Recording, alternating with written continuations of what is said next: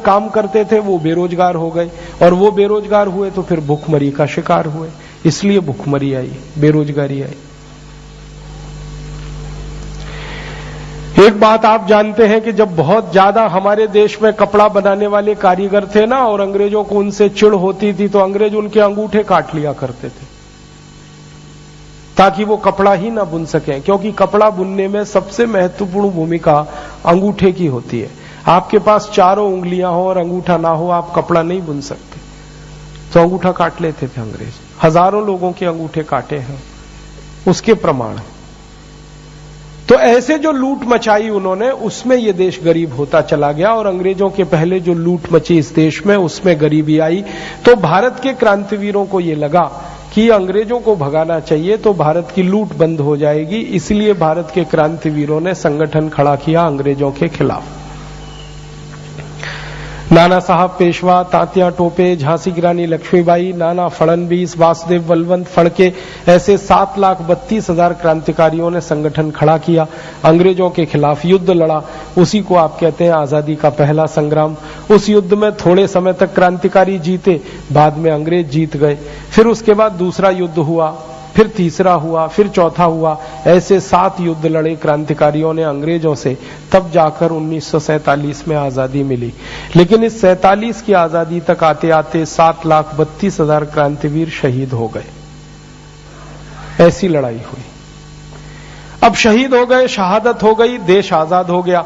आजादी के बाद सबको ये लगा कि अब इस देश की लूट बंद हो गई तो थोड़े दिन में देश फिर अमीर हो जाएगा, समृद्धशाली हो जाएगा, गरीबी खत्म हो जाएगी, भूखमरी खत्म हो जाएगी, बेकारी खत्म हो जाएगी। लेकिन लोगों को ये नहीं मालूम था, क्रांतिवीरों को ये नहीं मालूम था कि जिन गोरे अंग्रेजों को वो भारत से भगा रहे हैं, इसी देश में काले अंग्रेज पैदा हो जाएंगे जो देश को लूटेंगे। अब हमारे देश में क्या स्थिति है वर्तमान में? गोरे अंग्रेजों की लूट बंद हो गई, अब काले अंग्रेजों की लूट शुरू हो गई। काले अंग्रेज माने हमारे देश में मुख्यमंत्री, हमारे देश के वित्त मंत्री, हमारे देश के वाणिज्य मंत्री, हमारे देश के तमाम मंत्री और उनके साथ काम करने वाले अधिकारी। अब इन्होंने लूट मचा रखी है पिछले 63 साल से, और इन काले अंग्रेजों ने कुछ गोरे अंग्रेजों से कम नहीं लूटा है इस देश को। हमारे देश में जो काले अंग्रेज आज लूट रहे हैं भ्रष्टाचार और घूसखोरी के माध्यम से, एक उदाहरण देता हूं। एक मधु कोड़ा नाम का काला अंग्रेज इस देश में है। झारखंड नाम के सबसे गरीब राज्य में वो लुटेरा है, सबसे गरीब राज्य है झारखंड। अब झारखंड जैसे गरीब राज्य में वो व्यक्ति 2 साल मुख्यमंत्री रहा, और 2 साल के मुख्यमंत्री काल में उसने 5,600 करोड़ रुपए लूट लिया। अब आप अंदाजा लगाइए कि मधु कोड़ा 2 साल सबसे गरीब राज्य का मुख्यमंत्री होकर अगर 5,600 करोड़ लूट सकता है, तो भारत के सबसे अमीर राज्यों में जो 15-15 साल मुख्यमंत्री रह चुके हैं, उन्होंने कितना लूटा होगा।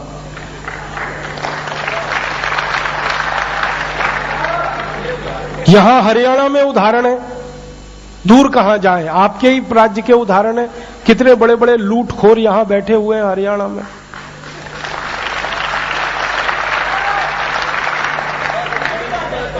मैंने भारत में देखा, उत्तर से दक्षिण, पूरब से पश्चिम, कि ये जो लूटखोर नेता और भ्रष्ट अधिकारी हैं, 20 साल पहले तक इनकी जिंदगी को अगर आप देखो तो किसी के पास टूटी साइकिल नहीं थी चढ़ने के लिए। आज एक एक के पास 50,000 करोड़ की संपत्ति है, 60,000 करोड़, 70,000 करोड़। मैं नाम नहीं ले सकता क्योंकि परम पूजनीय स्वामी जी का मुझे सख्त निर्देश है कि नाम लेके मत बोलो तुम, जब समय आएगा तब नाम लेंगे। मैं इशारे से बताता हूं, आप सब समझ जाएंगे। एक बहुत बड़ा लुटेरा इस देश में भ्रष्ट मंत्री है, महाभ्रष्ट, केंद्र सरकार में कैबिनेट रैंक का मिनिस्टर है आज इस देश में, महाराष्ट्र में कई बार मुख्यमंत्री रह चुका है। उसकी लूट का अंदाजा अगर आप लगाना चाहो तो अंदाजा ऐसे लगाओ कि 20 साल पहले उसके पास टूटी साइकिल नहीं थी घर में। आज बंबई से पूना के बीच की दूरी 180 किलोमीटर की है। इस दूरी में जितने गांव पड़ते हैं, उन गांव की हजारों एकड़ जमीन उस अकेले ने लूट के खाई हुई है।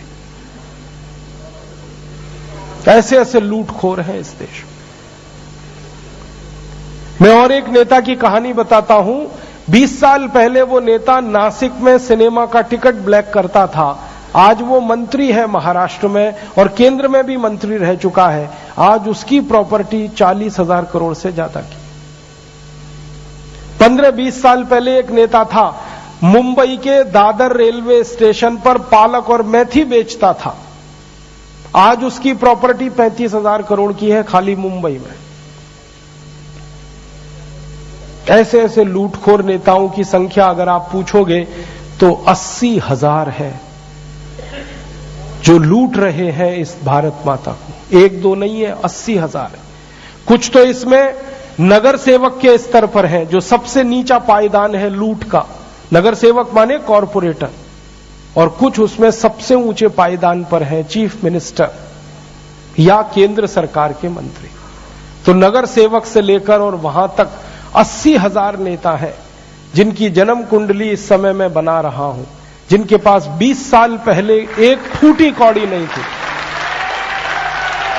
और अब हजारों करोड़ की संपत्ति है उनकी।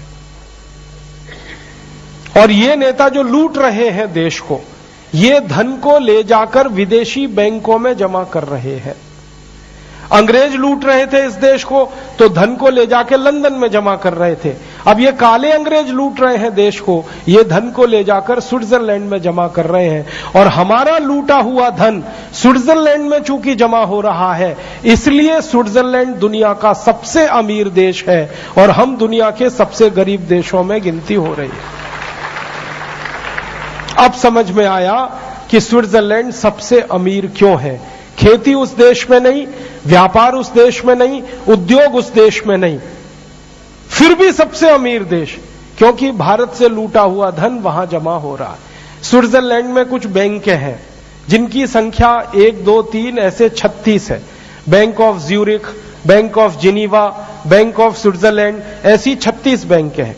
उन बैंकों का नियम है कि दुनिया भर से कहीं भी लूट का पैसा लाके आप वहां जमा कर सकते हैं और वो बैंक वाले पूछते नहीं कि आप ये पैसा कहां से लाए। दूसरा नियम है कि जो पैसा वहां जमा होता है उस पर वो बैंक ब्याज नहीं देते, जमा करने वाले से सर्विस चार्ज लेते हैं। तो भारत के नेता जो धन जमा करते हैं उस पर पैसा नहीं मिलता ब्याज का, उल्टा सर्विस चार्ज देना पड़ता है। तीसरा नियम है कि जो जमा करने वाले घूसखोर नेता मर गए तो बैंक उनका पैसा हड़प लेती है, किसी को नहीं देते। और भारत में ऐसे सैकड़ों नेता हैं जो जमा करके मर गए। मैं आपको एक सच्ची कहानी सुनाता हूं, आप होशियार हैं तो समझ जाना, नाम इसमें भी नहीं लूंगा। महाराष्ट्र में एक चीफ मिनिस्टर हुए, उन्होंने स्विस बैंक अकाउंट खोला और उनके एक वित्त मंत्री थे, चीफ मिनिस्टर और फाइनेंस मिनिस्टर दोनों ने मिलकर स्विस बैंक अकाउंट खोला स्विट्जरलैंड में और जॉइंट अकाउंट था उनका, दोनों उसमें पार्टनर थे। जिस व्यक्ति ने उनका अकाउंट खुलवाया वो अभी थोड़े दिन पहले सीबीआई की गिरफ्त में आया और वो जेल में बंद है अभी। तो वो एक चीफ मिनिस्टर और एक फाइनेंस मिनिस्टर दोनों ने खोल दिया। अब चीफ मिनिस्टर पैसे देता था फाइनेंस मिनिस्टर को और लेके जाता था, वो जमा कराता था। एक दिन क्या हुआ कि महाराष्ट्र के उस फाइनेंस मिनिस्टर ने सब पैसा निकाल लिया और अपने अकेले के नाम से सिंगापुर की बैंक में रख दिया और चीफ मिनिस्टर को नहीं बताया। थोड़े दिन में चीफ मिनिस्टर की कुर्सी चली गई। अब कुर्सी चली गई तो पैसे की जरूरत पड़ी, तो चीफ मिनिस्टर साहब गए अपना अकाउंट चेक करने के लिए, तो पता चला कि सारा पैसा गायब। अब पैसा गायब तो मुश्किल हो गई, फिर ढूंढा ढांडा, पता चला कि वो सिंगापुर की बैंक में पहुंच गया पैसा। फिर वो सिंगापुर गए, सिंगापुर जब गए तो जिस बैंक में पैसा पहुंचा तो पता चला कि उनके ही मित्र ने, जो फाइनेंस मिनिस्टर था, सब अपने नाम से जमा कर लिया। अब ये विड्रॉ नहीं कर सकते जब तक वो साइन ना करे, तो इन्होंने अपने मित्र को फोन फान किया होगा, उसने मना कर दिया। तो चीफ मिनिस्टर को सिंगापुर की बैंक में अटैक आया, लिफ्ट में अटैक आया और उनकी डेड बॉडी सिंगापुर से मुंबई आई थी। ये महाराष्ट्र के चीफ मिनिस्टर की कहानी, फाइनेंस मिनिस्टर की कहानी। जिस दिन परम पूजनीय स्वामी जी का आदेश होगा मैं दोनों के नाम खोल के बताऊंगा, और कितने लूटे हैं उन्होंने धन संपत्ति वो भी बताऊंगा। ये लूट वाले ऐसे लोग हैं, मुझे तो कई बार लगता है कि रॉबर्ट क्लाइव मरा नहीं है, उसकी आत्मा ही इन काले अंग्रेजों में प्रवेश कर गई।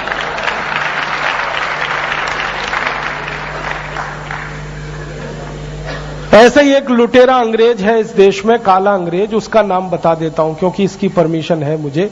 उसका नाम है अखंड प्रताप सिंह। वो उत्तर प्रदेश सरकार में चीफ सेक्रेटरी रहा, आईएएस अधिकारी है। उसके घर में अभी छापा पड़ा था सीबीआई का, तो 480 करोड़ रुपए निकला घर में से। उसने जिंदगी भर जो सर्विस की है ना, उसका टीए, डीए और एचआरए मिला के 77 लाख बैठता है, और उसके घर में से 480 करोड़ निकला। जब पुलिस ने पूछताछ की, सीबीआई ने पूछताछ की, तो पता चला कि ये उसका एक घर है, ऐसे 19 घर अभी और हैं।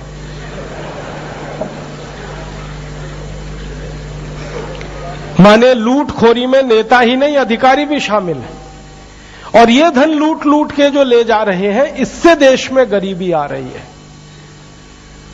हमारे नेता हमको ये समझाते हैं कि जनसंख्या बढ़ने से देश गरीब हो रहा है। जनसंख्या बढ़ने से नहीं, लूट होने से ये देश गरीब हो रहा है। जनसंख्या हमारी बहुत ज्यादा नहीं बढ़ी है।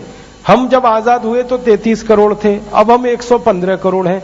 जनसंख्या 3.5 गुनी बढ़ी है। जब हम आजाद हुए तो 4 करोड़ गरीब थे, अब 84 करोड़ गरीब है। गरीबी 21 गुनी बढ़ी है, जनसंख्या तो 3.5 गुनी बढ़ी है। गरीबी 21 गुनी इसलिए बढ़ी है कि लूट इस देश की 21 गुनी बढ़ी है पिछले 63 साल। अब अंतर इतना ही है, अंग्रेजों ने इनकम टैक्स लगाया, सेंट्रल एक्साइज लगाया और लूटा पैसा और लंदन ले गए, और ये काले अंग्रेज भी इसी टैक्स व्यवस्था के माध्यम से लूट रहे हैं पूरे पैसे को और स्विट्जरलैंड में जमा कर रहे हैं। हमारे देश में एक प्रधानमंत्री हुए, उनका नाम था श्री राजीव गांधी। उन्होंने एक बार संसद में ये कहा था, जिसको आज तक कोई चुनौती नहीं दे पाया इस देश में।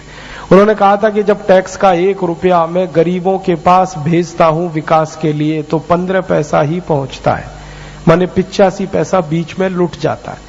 तो पूछा किसी ने संसद में कि कौन लूटता है, तो राजीव गांधी ने बड़े साहस से कहा था, हम लूटते हैं, मन लूटते हैं इस देश के। और तब उन्होंने संसद में कहा था कि अब इस देश की संसद में नेता नहीं, दलाल बैठे हैं, और मुझे इन दलालों से मुक्त करना है भारत की राजनीति को, ये मेरा संकल्प है। ये राजीव गांधी ने कहा था। लेकिन आप जानते हैं, राजीव गांधी को ही मुक्त करा दिया इन्होंने। दलाल तो वहीं के वहीं हैं। अब राजीव गांधी का बेटा राहुल गांधी संसद में है। उसने एक दिन सनसनी मचा दी ये कहकर कि मेरे पिताजी के जमाने में तो 1 रुपए में से 15 पैसा पहुंच जाता था, अब मेरे जमाने में तो 5 पैसा भी नहीं पहुंचता। माने 95% लूट हो जाती है। और ये लूट कितनी है अंदाजा लगाना हो आपको, तो भारत सरकार का बजट, राज्य सरकारों का बजट और नगर पालिकाओं का बजट तीनों मिला के 20 लाख करोड़ का है साल का। उसमें से 85% अगर लूट रहा है तो 17 लाख करोड़ की लूट हो रही है हर साल, और ये धन जाकर विदेशों में जमा हो रहा है। अब स्विस बैंक एसोसिएशन ने थोड़े दिन पहले एक बात कही कि भारत के भ्रष्टाचारी नेताओं का हमारे यहां 1500 अरब डॉलर जमा है, माने 75 लाख करोड़ रुपए भारत का लूट किया हुआ धन स्विस बैंकों में जमा है। तब इस मामले पर सुप्रीम कोर्ट में एक मुकदमा हुआ है। उस मुकदमे को राम जेठमलानी लड़ रहे हैं, और आज मुझे आपको एक खुशखबरी देनी है कि कल सुप्रीम कोर्ट ने उस मुकदमे को स्वीकार कर लिया है, एडमिट कर लिया है।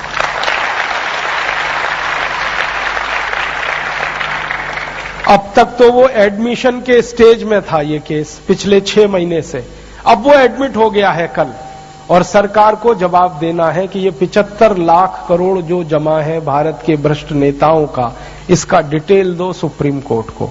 अब देखना है कि सरकार क्या करती। इससे भी गंभीर एक बात कि जब ये मुकदमा हुआ ना सुप्रीम कोर्ट में, उसी समय एक चिट्ठी आई इस देश में जिसने विस्फोट कर दिया। एक दुनिया में बहुत छोटा सा देश है, उसका नाम है लिचेस्टन, बहुत छोटा सा देश। भारत के किसी गांव से भी छोटा। उस देश में भी कुछ ऐसी बैंकें हैं जहां पर घूस का पैसा जमा होता है। तो लिचेस्टन के प्रधानमंत्री ने भारत के प्रधानमंत्री को एक चिट्ठी लिखी और वो चिट्ठी लीक हो गई, अखबारों में छप गई। चिट्ठी में पता है क्या लिखा है? लिचेस्टन का प्रधानमंत्री भारत के प्रधानमंत्री को कह रहा है कि आपके भ्रष्ट नेताओं का जो खाता हमारे बैंकों में है इसको आप जल्दी बंद करा दो और वापस ले लो ये पैसा, नहीं तो हम इन बैंकों को बंद करने वाले हैं। अब प्रधानमंत्री की हालत खराब है, करें क्या? अगर लिचेस्टन की सरकार की माने और खाते जब्त करें तो उनकी सरकार जाती है, क्योंकि घूसखोर लुटेरे तो उनके आसपास भी बहुत है। और जो उनकी बात नहीं माने तो वो लिचेस्टन वाले सब खातों को सीज करके पैसे को ले लेंगे। वो चिट्ठी लीक हो गई अखबारों में। तो हमारे जैसे लोगों ने ढूंढना शुरू किया कि स्विस बैंक के अलावा भी पैसा है बाहर के बैंकों में, वो कितना है। तो उसका अब तक जानकारी मिली है कि 35 लाख करोड़ और जमा है।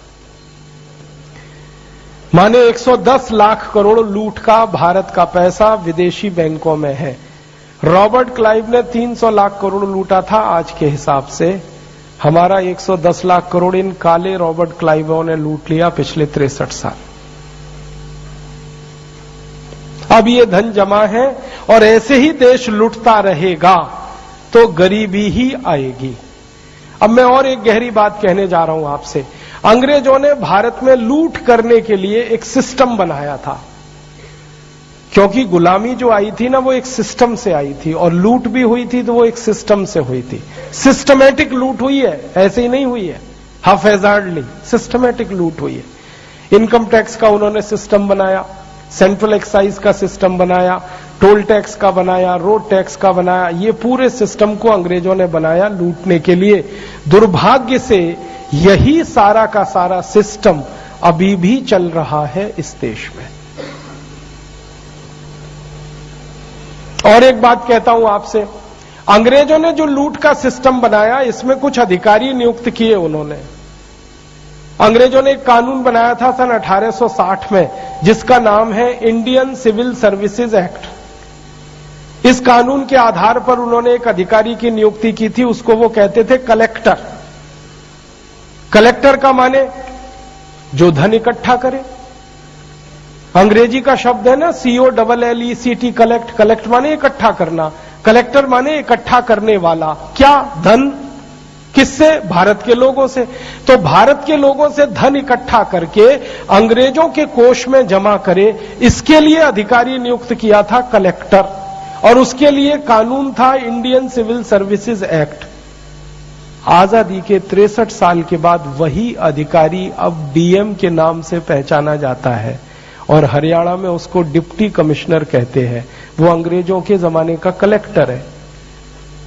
कुछ बदला थोड़ी है हमने, कानून भी वही है, इंडियन सिविल सर्विसेज एक्ट। उसमें बस इतना ही एक शब्द बदला है, इंडियन एडमिनिस्ट्रेटिव एक्ट। तो लूटने वाला कलेक्टर, कलेक्टर के ऊपर एक कमिश्नर बनाया अंग्रेजों ने, और कमिश्नर शब्द आया है कमीशन से।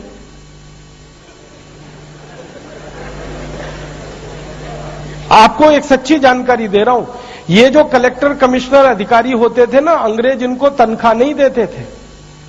उनकी लूट के हिस्से में से कमीशन फिक्स होती थी, सैलरी नहीं मिलती थी उनको, लूट के हिस्से से कमीशन मिलता था, इसलिए कमिश्नर बनाया। 5 कलेक्टर के ऊपर एक कमिश्नर होता था, फिर कमिश्नर के ऊपर सेक्रेटरी होता था, पूरा सिस्टम खड़ा किया। कलेक्टर के नीचे डिप्टी कलेक्टर होता था, डिप्टी कलेक्टर के नीचे तहसीलदार होता था। तो लूट का पूरा तंत्र अंग्रेजों ने खड़ा किया था। अब मैं आपसे एक सवाल पूछता हूं, वो ये कि जिस लूट के तंत्र को अंग्रेजों ने खड़ा किया लूटने के लिए, अगर वही तंत्र आजादी के 63 साल के बाद भी चलेगा तो लूट ही करेगा और कुछ नहीं करेगा। और जिस तंत्र के कारण यह देश गरीब हुआ, आजादी के 63 साल के बाद भी अगर वही तंत्र चलेगा तो गरीबी ही उसमें से पैदा होगी और कुछ पैदा नहीं होगा। ये हमारे देश की मजबूरी है, या कम नसीबी है, या दर्द भरी दास्तान है कि लूट का सिस्टम वैसे का वैसा ही है। अब उस लूट के सिस्टम को सपोर्ट करने के लिए अंग्रेजों ने कुछ और सिस्टम बनाए थे। एक जुडिशियल सिस्टम बनाया उन्होंने, आईपीसी, सीआरपीसी, सीपीसी को लेकर। और उस जुडिशियल सिस्टम के बारे में खुद अंग्रेज कहा करते थे कि कभी भारतवासियों को न्याय नहीं मिले, इसके लिए ये है। वही आईपीसी, सीआरपीसी, सीपीसी अब चल रहा, क्यों अंग्रेज बना के गए थे। दूसरे कुछ सहयोगी सिस्टम उन्होंने खड़े किए, एजुकेशन सिस्टम बनाया। मैकॉले कहा करता था कि भारत में हमको क्लर्क चाहिए जो अंग्रेज और भारतवासी दोनों के बीच में एजेंट के रूप से स्थापित हो।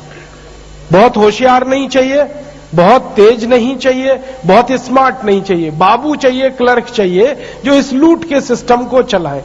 उसके लिए शिक्षा लाई उसने। वही क्लर्क बनाने वाली शिक्षा आज तक हम इस देश में ढोते चले आ रहे हैं। इंडियन एजुकेशन एक्ट के नाम पे चल रही है मैकॉले शिक्षा। अंग्रेजों ने उस लूट की व्यवस्था को पक्का करने के लिए पुलिस बनाई थी। 1860 में पुलिस एक्ट लाया उन्होंने, जिसका नाम है इंडियन पुलिस एक्ट। वो पुलिस एक्ट आजादी के 63 साल के बाद भी चल रहा है।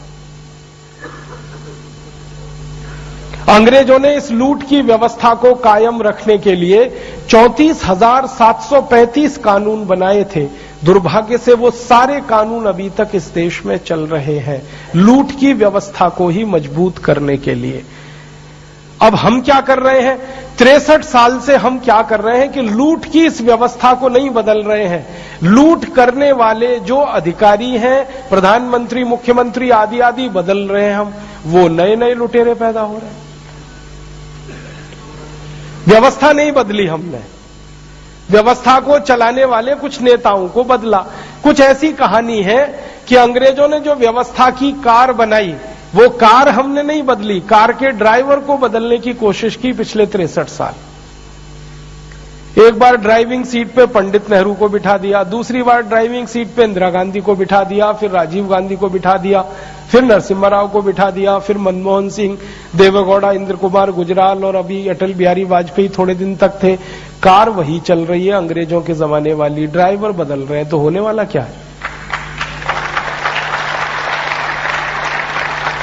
माने व्यवस्था हम वही चलाएं और उस व्यवस्था में लोगों को बदलते जाएं। लोग क्या कर लेंगे जब तक व्यवस्था नहीं बदलेंगे? आप कितने भी ईमानदार आदमी को आप प्रधानमंत्री बना दो, अगर सिस्टम वही है तो या तो सिस्टम में वो लूट करेगा, नहीं तो वो सिस्टम उसको निकाल के बाहर फेंक देगा, क्योंकि ये सिस्टम लूट को ही पसंद करता है और कुछ पसंद नहीं है इस सिस्टम को।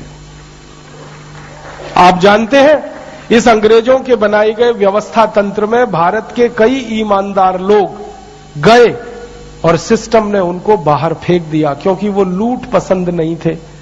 सिस्टम ने फेंक दिया उनको बाहर, नहीं चलने दिया। दो नाम तो आपके सामने हैं, एक थे श्री लाल बहादुर शास्त्री और दूसरे थे श्री मोरारजी देसाई। दोनों ऐसे प्रधानमंत्री थे जिनकी ईमानदारी की कसम खाई जा सकती। शास्त्री जी जब प्रधानमंत्री बने थे ना, तो धोती फटी हुई थी उनकी, जब उन्होंने शपथ ग्रहण की थी, फटी हुई धोती में शपथ ग्रहण की थी। और पता चला कि उनके पास 2 ही धोतियां थी और 2 ही कुर्ते थे जब वो प्रधानमंत्री बने। तो किसी ने कहा कि अब तो प्रधानमंत्री हो गए, किसी ने क्या, उनकी धर्मपत्नी ने कहा था अब तो नई धोती ले लो। तो उनका ये कहना था कि करोड़ों भारत के किसान फटी हुई धोती जब तक पहनते रहते हैं, मुझे नई धोती पहनने का अधिकार नहीं है।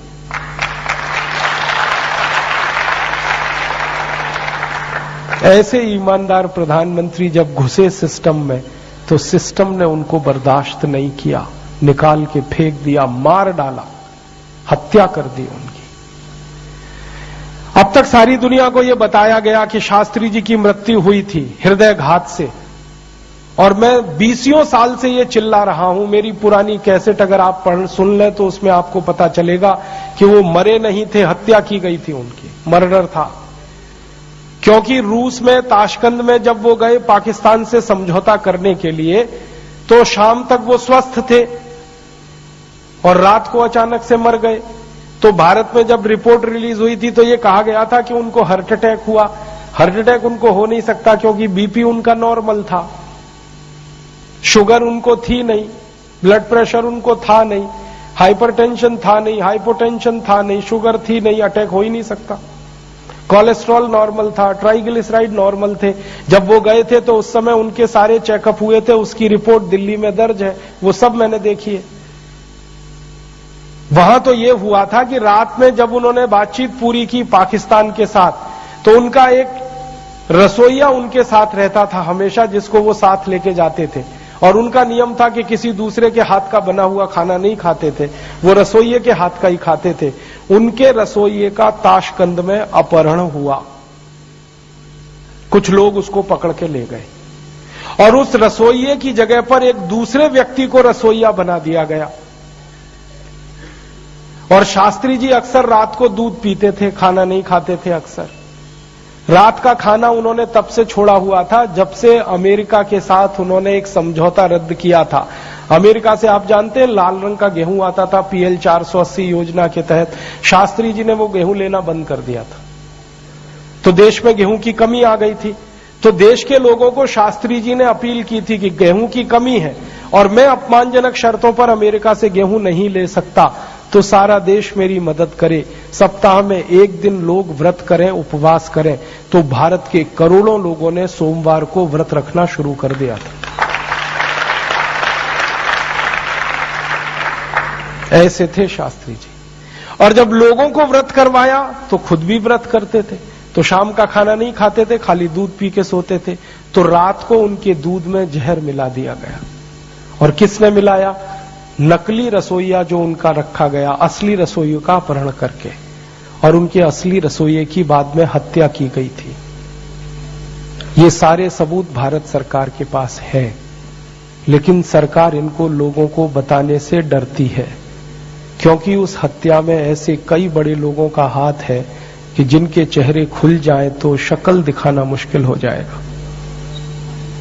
कारण एक ही था कि सिस्टम में शास्त्री जी फिट नहीं थे, क्योंकि वो बहुत ईमानदार थे। ये सिस्टम ईमानदार लोगों को बर्दाश्त नहीं करता, क्योंकि ये लूट का सिस्टम है, इसमें ईमानदार आदमी रह ही नहीं सकता। और दूसरा उदाहरण मोरारजी देसाई का है, जिनकी सरकार 2.25 साल भी नहीं चल पाई और गिरा दी गई। तो लूट के सिस्टम में तो लुटेरा ही फिट बैठेगा। आप ये जान लो कि इस लूट के सिस्टम में कोई 10 साल, 15 साल, 20 साल राज कर रहा है, तो वो सिस्टम के साथ चल रहा है, इसलिए 15-20 साल राज कर रहा है। क्योंकि सिस्टम लूट रहा है तो वो भी लूट रहा है, बस अंतर इतना है कि उसमें बंदर बांट हो रही है। और सिस्टम के साथ जो अच्छे से बंदर बांट कर लेगा, उसी की नौकरी, उसी की सिस्टम में डिमांड 15 साल, 20 साल तक रहेगी। तो आप समझ लो, कोई 5 साल मुख्यमंत्री रह गया, कोई 10 साल, कोई 15 साल। कारण क्या? उसने भी लूटा, सिस्टम को भी दिया, इसलिए रह गया। ईमानदार को तो यह सिस्टम रहने ही नहीं देता। अब हमारे सामने गंभीर प्रश्न है, यक्ष प्रश्न है। वो ये है कि ये लूट की व्यवस्था जैसे चल रही है, इसको ऐसे ही चलने दिया जाए। अंग्रेजों ने जो लूट का तंत्र बनाया, इसको ऐसे ही बने रहने दिया जाए, और जैसे अब तक लूटा है आगे भी ये देश लूटता रहे। एक तो ये रास्ता है, और हमारे देश में बहुत लोग हैं जो इस रास्ते पर चलना पसंद करते हैं। वो ये कहते हैं तुमको क्या पड़ी है, चलने दो ना जैसे चल रहा। बहुत लोग तो मुझे भी सुझाव देते हैं, तुम भी यार आ जाओ ना इसी सिस्टम में। हाँ, मैं आपको बिना नाम के कहता हूं कि मुझे ऐसे 20 ऑफर आ चुके हैं कि हम तुमको MP बनाते हैं ना, यहां से टिकट ले लो, तुम भी आ जाओ ना इसमें। राज्यसभा से ले लो, लोकसभा से ले लो, तुम्हारी चॉइस की टिकट ले लो। मैं पूछता हूं फिर क्या? उसने कहा कहीं से भी जीत जाओगे, तुम्हारे लिए क्या मुश्किल है। और वो ऑफर यही देते हैं, आ जाओ तुम भी, लूटो इसको, हम लूट रहे तुम भी लूटो। और वो लोग पता है मुझे क्या समझाते हैं? वो कहते तुम क्यों परेशान हो रहे हो, व्यर्थ में क्यों चिंता करते हो, तुम क्या लाए थे, क्या ले जाओगे।